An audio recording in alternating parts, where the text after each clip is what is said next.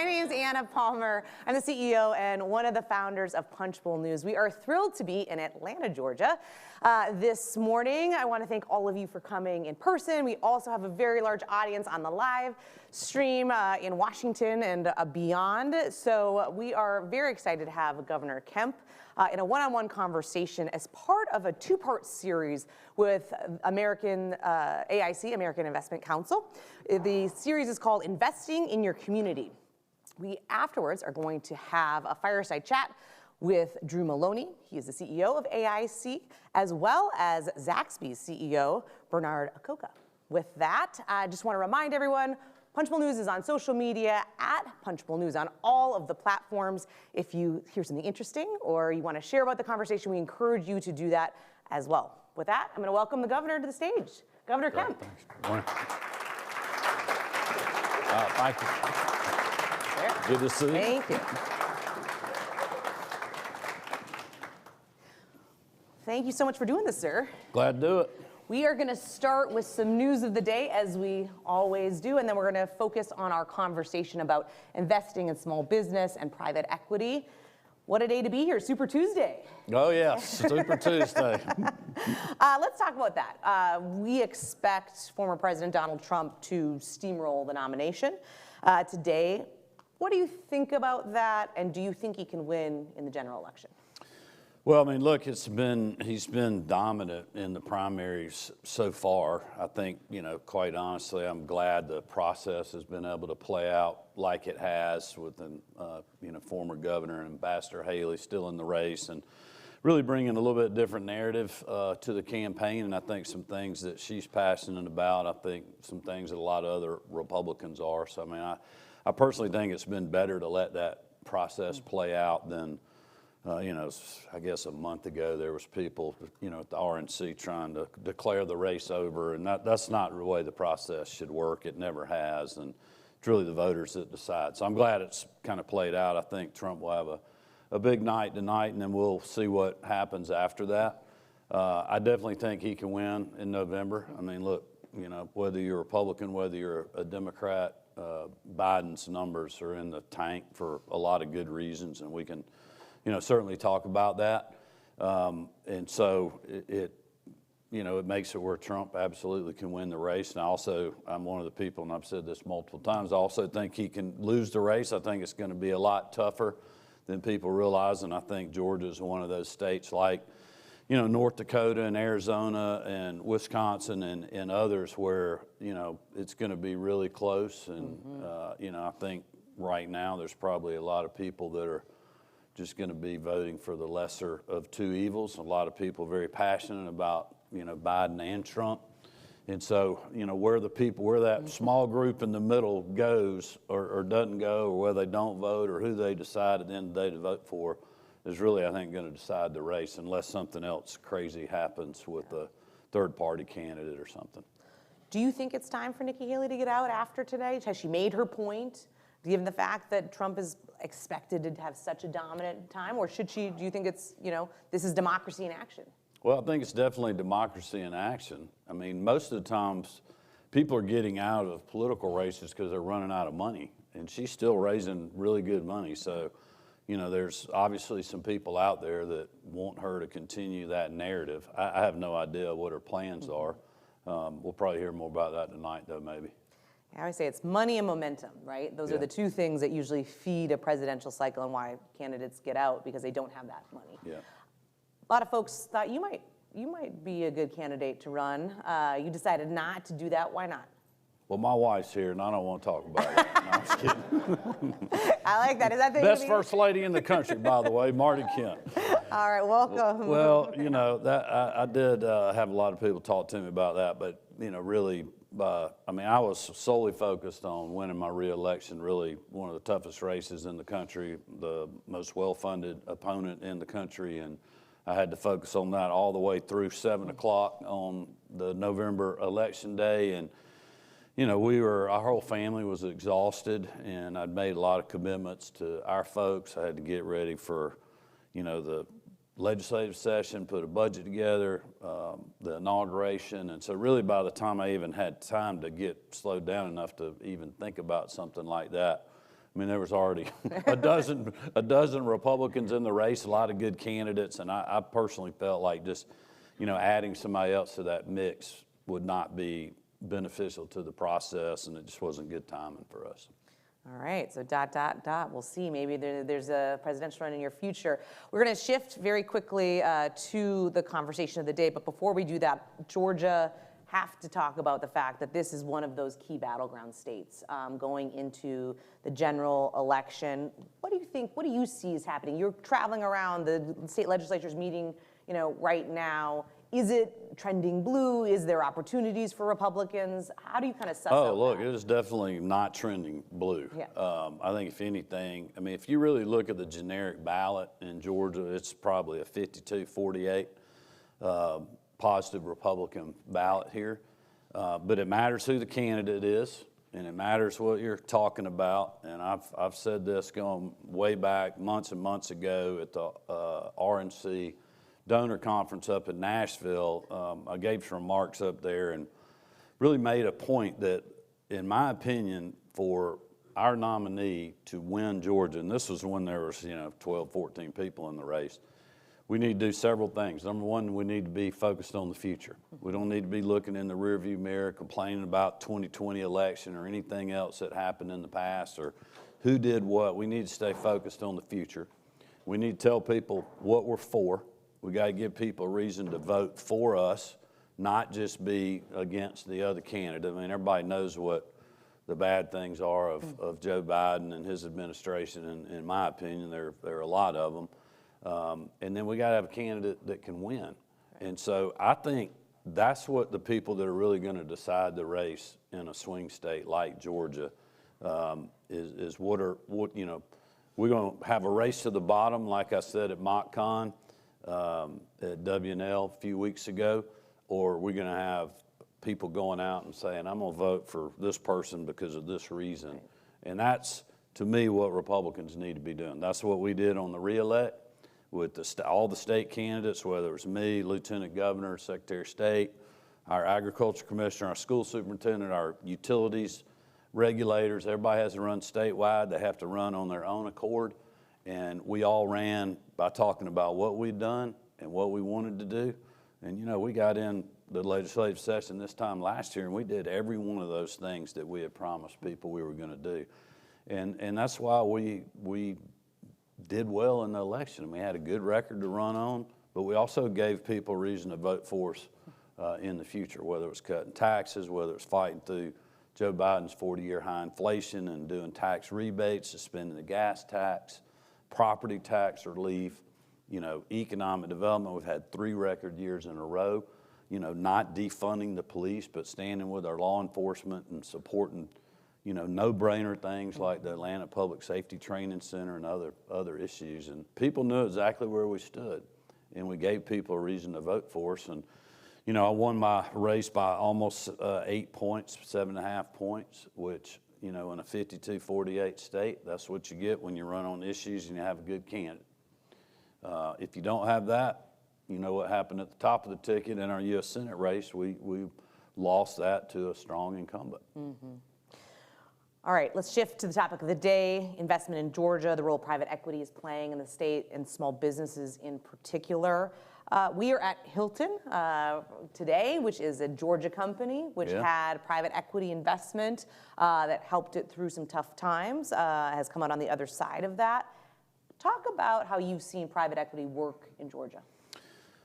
Well, number one, the market works in Georgia because we let it. We don't try to manipulate it. That's been one of my frustrations with the federal government, specifically this administration, whether you look at the SEC, the FTC, the regulatory environment, picking winners and losers in the IRA and other things. But we're not doing that here. We're just creating a good business environment. We're trying to, instead of telling people, no, you can't do that, we want to work with them to get to a yes if possible under the laws and regulatory environment that we have. And, I think it's whether it's Hilton. I know you're going to be talking to Bernard, the Zaxby CEO. That's why people are in Georgia. It's because of that business environment that we have. It's also, coming out of the pandemic, really leading the Great American Comeback. I mean, you look at a lot of our hotels and our service industry, which was really hard hit in the pandemic, was one of the slowest to recover.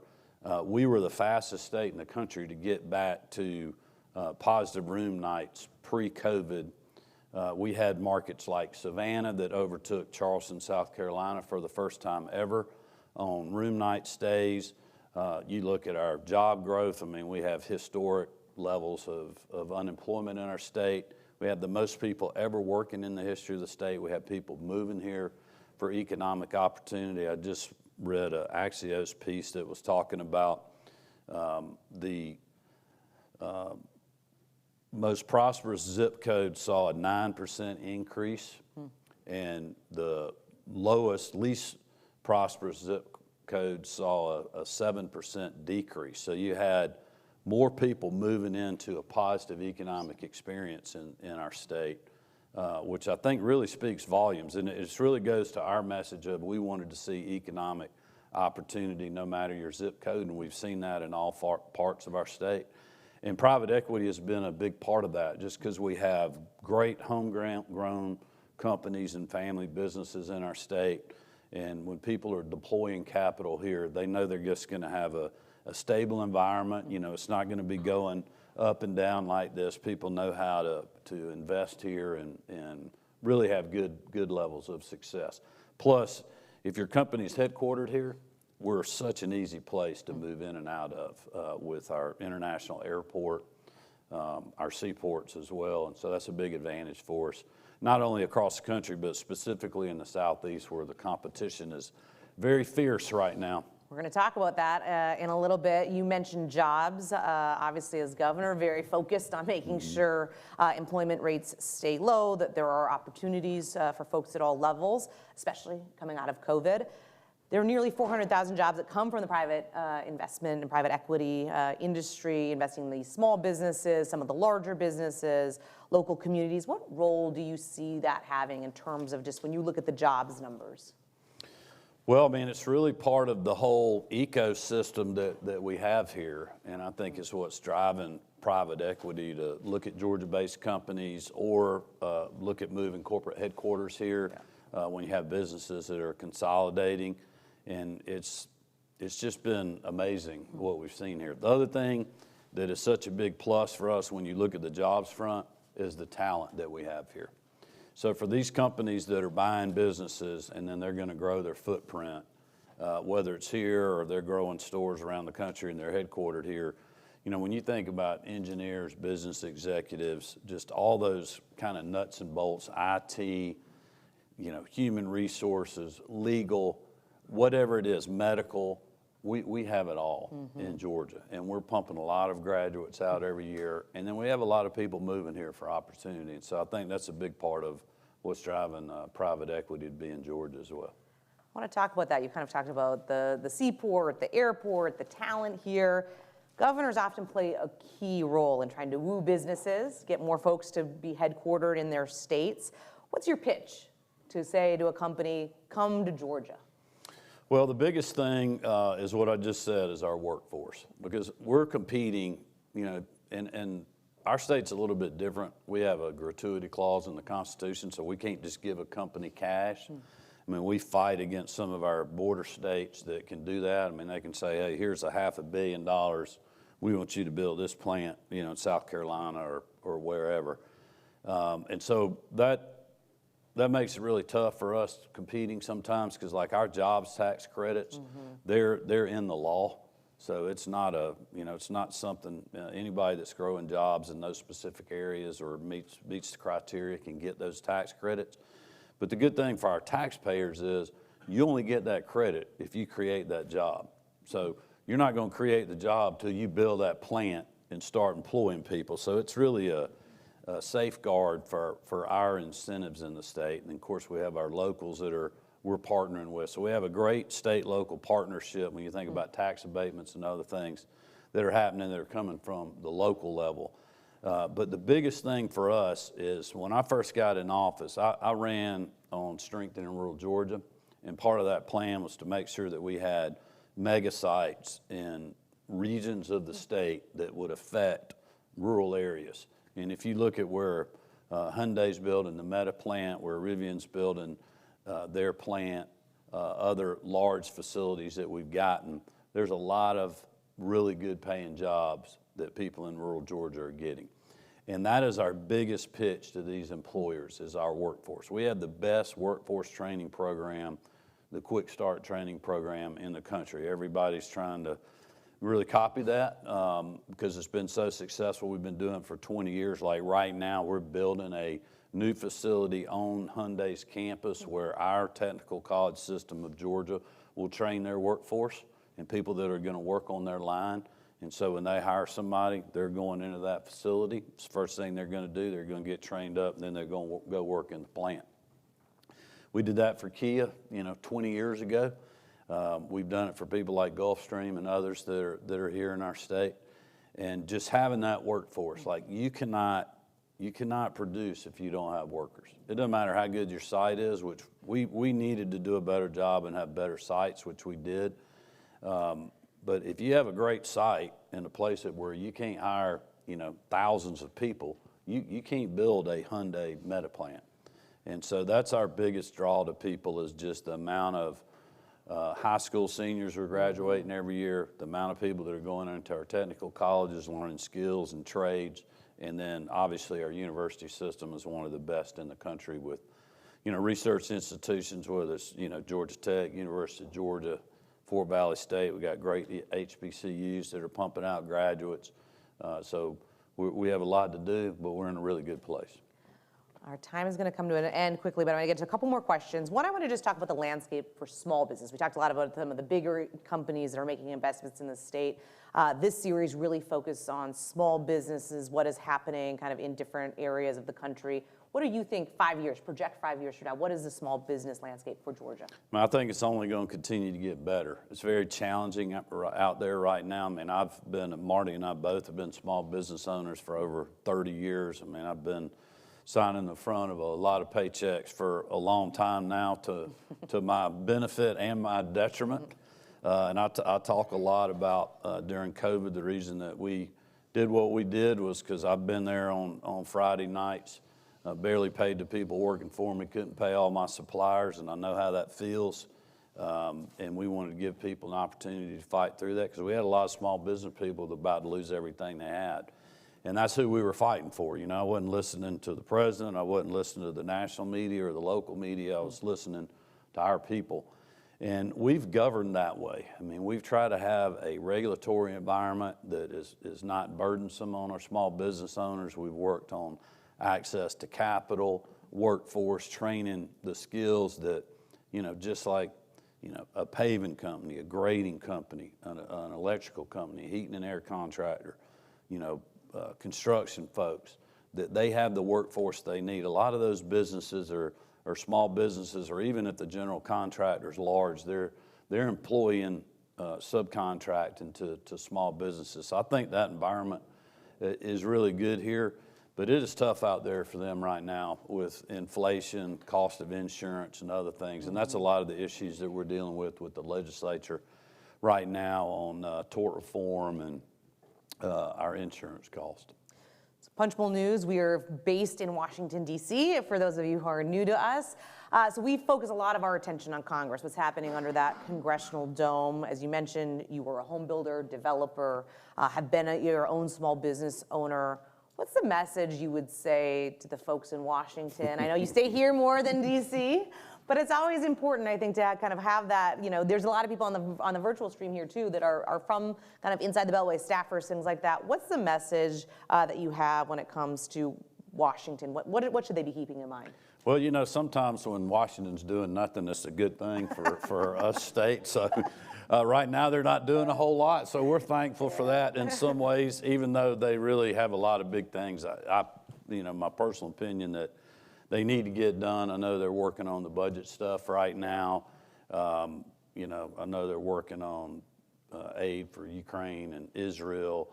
And I absolutely think the House Republicans are right in drawing the line and making sure if they're going to do that, that they're also getting some common sense border issues that are put together to secure the border. I mean, I've been very vocal on that issue along with a lot of other Republican governors. It's a bad situation. We had a horrific death of Laken Riley the other day from someone who was in our country illegally that's been arrested 2 times since they've been here before this incident happened. So I would urge Congress, as much as they don't want to try to work together and come up with some solutions for the American people. But also think the president can act on the border unilaterally. That's what we've been calling for. And, you know, I called for that a long time before we got in election year. I was in Davos last year, a little over a year ago at the World Economic Forum, and was on a panel with Senator Coombs and Manchin.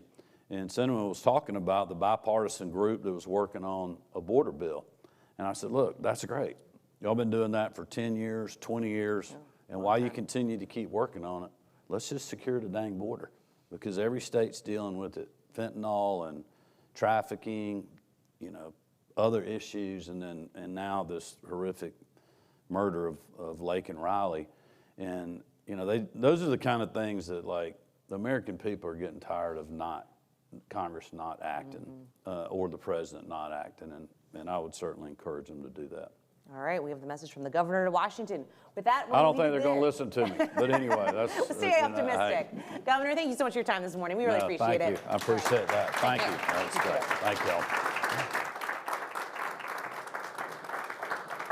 All right, now I'd like to welcome Drew Maloney, CEO of AIC, and here you go, sir.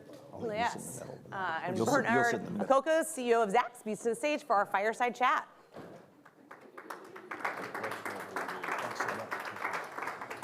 All right, gentlemen, please. All right.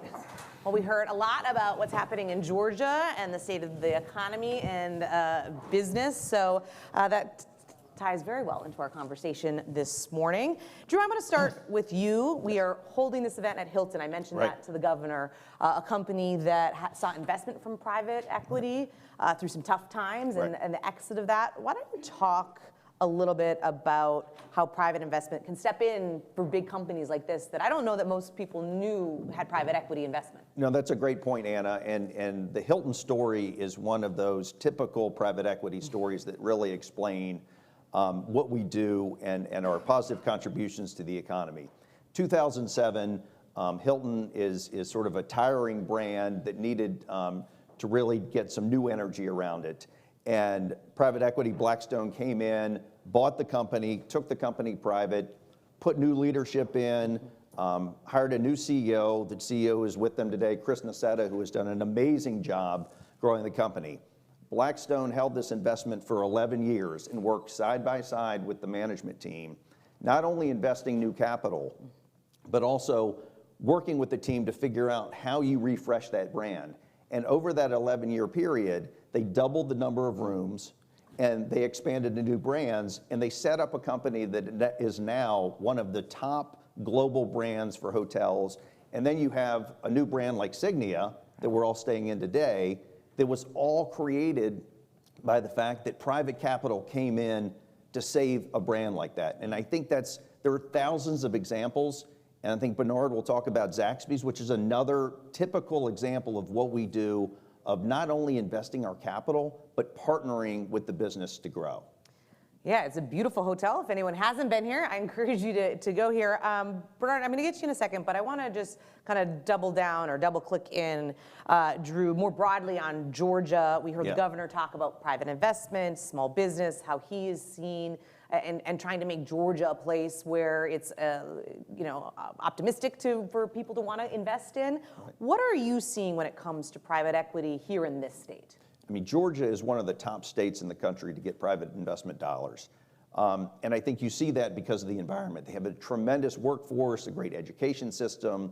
We have more than 350,000 workers here, more than 400 small businesses get private equity backing. I mean, and I think one of the challenges with private equity is not everybody knows that the companies that they're going down Main Street are owned by private equity. So you've got companies like Zaxby's, you've got landscape companies, you've got water infrastructure companies, you've got collision repair companies. All these companies, these 400 companies across Georgia, all get capital from private equity to help them meet their needs and grow and become really vibrant businesses. Bernard, you joined Zaxby's in 2022. January of 22. Yeah. I was telling him backstage that for the Southerners who work at Punchbowl News, they were very excited and jealous that I'm here today next to you. We're raving about the chicken. So talk to me a little bit about the history of this iconic Southern food restaurant and the role that private equity has had in the company. Sure. So Zaxby's is a brand that's been around now for nearly 33 years. It was founded in 1990 here in the state of Georgia, in Statesboro, Georgia, where Georgia Southern is located. It was founded by two individuals, Zach McElroy and Tony Townley. Zach had a vision about taking something which at the time was probably more an appetizer, which was chicken fingers, and to turn that into a mainstream entree business. Tony and Zach were high school friends. He convinced Tony to share in his vision for starting this restaurant concept. To finance it, Zach, who had aspirations about becoming a professional drummer, sold his drum set for $8,000 to finance that very first restaurant. Fast forward many, many years later, the two of them successfully grew this brand to 910 restaurants in 17 different states, made it over a $2.4 billion brand in terms of system-wide sales. However, in the last 4 years of their ownership, I'd say from 2017 to 2020, really the business has started to slow down a bit in terms of new unit or new restaurant development.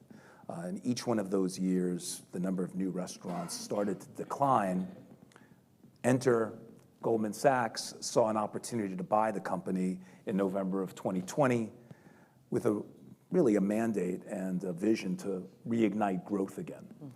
And I became the CEO 1 year after they acquired the company. During that time, they invited another private equity group, Leonard Green Partners, to invest and also become an owner in the company. And from really 2020, when they inherited the company, or bought the company, I should say, that year the restaurant had, Zaxby's had opened up 5 new restaurants that year. In 2021, they had opened up 9. I joined in 2022, we opened up 17. In 23, we opened up 26. This year, we're slated to open up 45. And next year, we've got aspirations to open up 68 and then about 100 new restaurants every year thereafter. So you can see how through private equity investment in this particular case, it really helped reignite new unit or new restaurant growth. Now, along the way, naturally, we've created a lot of opportunity and wealth for new and existing franchisees, created a lot of new jobs in the communities in which we do business. And for the employees that work directly for Zaxby's, again, private equity investment helped us enhance a lot of benefits that weren't currently in place. Some quick examples. Our 401k plan, it used to take a year to enroll in that program. Today, there's only 90 days before you can enjoy the benefits of that program. We've increased the company match associated with that program, and there's immediate vesting that wasn't taking place before. Another example, child care benefit, we expanded how many people were eligible for it and increased the amount. But I think really the real benefit of private equity ownership in this particular case was that we were able to offer a significant portion of our employee base an equity stake in the company so that they could help so that could actually enjoy the wealth creation that is being created as we continue to grow this amazing brand. It's a pretty amazing story. Project forward, right? So you talk, kind of the single-digit number stores into this now 100 stores every year going forward. How do you see private investment as part of Zaxby's future? Well, I think, the beautiful thing about having that partnership with private equity is, number one, Goldman Sachs, for instance, Leonard Green Partners, they have a portfolio of many, many different companies where we are able to tap into that expertise, that experience they have in successfully growing companies in a variety of different verticals and industries. And so that as a resource, simply as a CEO, to be able to say, hey, I'm experiencing this current challenge and growing the business. How have you overcome this in some of your other portfolio companies is huge. And then secondarily, I would say there's There's monetary investment in the infrastructure of the company that simply wasn't there before. And, Goldman and Leonard Green takes a very enlightened view in how they want to grow the company successfully. And so the ability to lean on them for that kind of investment to grow whether it's the tech infrastructure or just the general infrastructure of the organization has been instrumental. I'm going to ask both of you the next question. Private equity is a term I think a lot of Americans are familiar with.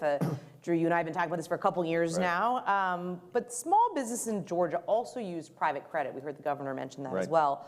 I'll go to you first, Drew, but can you explain what that is and then kind of how it's deployed in states like Georgia?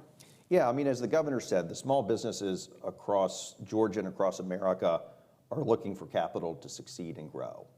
And private credit is simply an alternative to bank financing that a lot of companies need to use. And it really is effective two ways. One is flexible financing. So I'll give you an example. There was a company that owned washer and dryers that were in college dorms throughout the country. They needed to get financing in order to expand to more campuses. The challenge was that during the summer months, there's no revenue. And usually during December and January, there's lower revenue. So they had to create a loan program that was flexible during those months. So they came to private credit and created that flexible platform. And I think the second and very important point, and Bernard talked about this, is the partnership.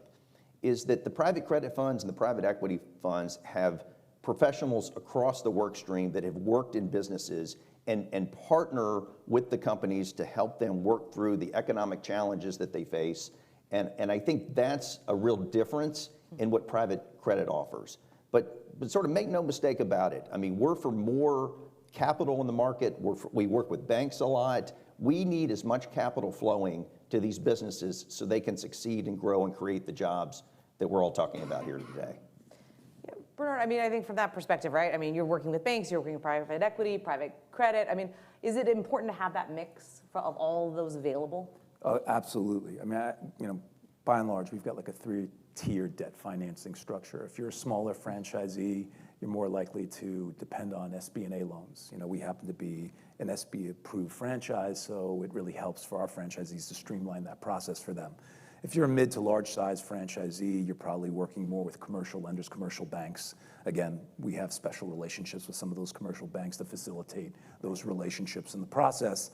And then if you happen to be like a larger franchisee, again, we're starting to see this more and more often in our business, is a partnership with private equity to assist with that debt financing. So all those different channels are certainly beneficial to our system in growing the brand. We are quickly running out of time, but I want to get to a couple more questions. First, I want to talk about talent. We heard the governor talk a lot about Georgia as a place where there's a lot of different, kind of a mix of talent pipelines from helping, in certain industries, whether it's Hyundai and actually at their plant or HBCUs or technical colleges. You operate a company based out of Georgia. What does that look like and how important is that talent pipeline?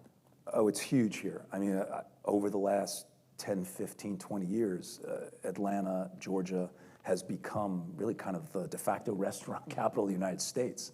We just did a ribbon cutting on a state-of-the-art support center here in the city of Atlanta.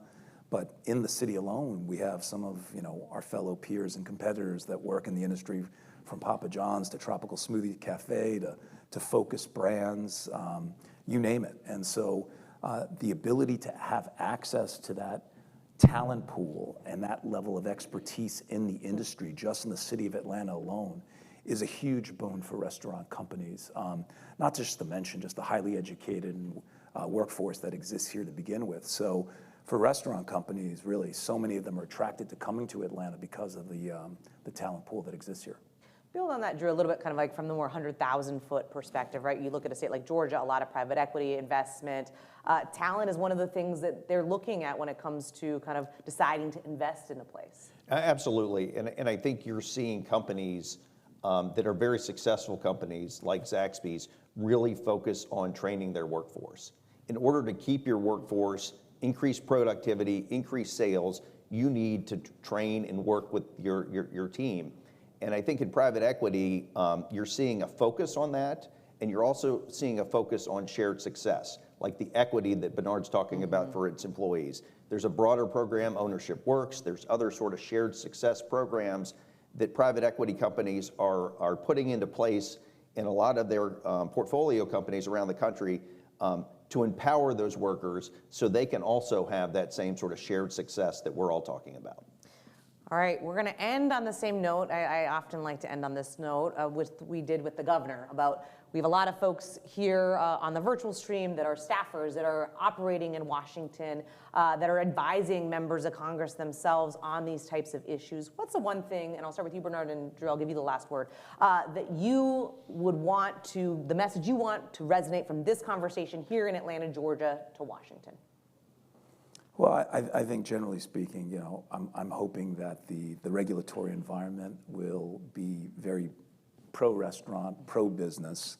I'll be candid. When I moved here, well, this is my second time living in the great state of Georgia, but I moved here from the state of California, which just recently passed legislation which I would consider to be not very restaurant friendly and makes it extremely hard for small businesses to eke out a living, and actually puts a lot of the onus and the burden on the consumer to have to pick up the costs that a lot of these franchise businesses are now forced to incur. So if I had a hope for anything, it would be to put yourself in the shoes of a lot of these small businesses, which franchise businesses in many cases are, and think through that lens before enacting anything too onerous from a legislation standpoint. Appreciate that. Thank you so much. Drew. Yeah, Anna, building on Bernard's point, I think regulatory burdens seem to be the most as we're sitting here in Georgia talking about growing jobs, investing in small business. In Washington, regulators are in front of the FTC with a one-sided hearing attacking private equity. So I think the message to regulators in Washington is stop playing politics with jobs and investment. Focus on how do we get more money into the small businesses so they can grow their businesses, they can create jobs, and work with these companies in order to keep capital flowing. All right, we're going to leave it there, gentlemen. Thank you both so much for your time this morning. We appreciate it. A big thank you to Governor Kemp and his team for allowing him to come on Super Tuesday, such a big day. And as always, for the American Investment Council for their long-term partnership. We're excited to be in another state later this year for part of their series, Investing in Your Community. You can check out all of our events as well as our news at punchbowl.news. Have a great day, everybody, and stay safe.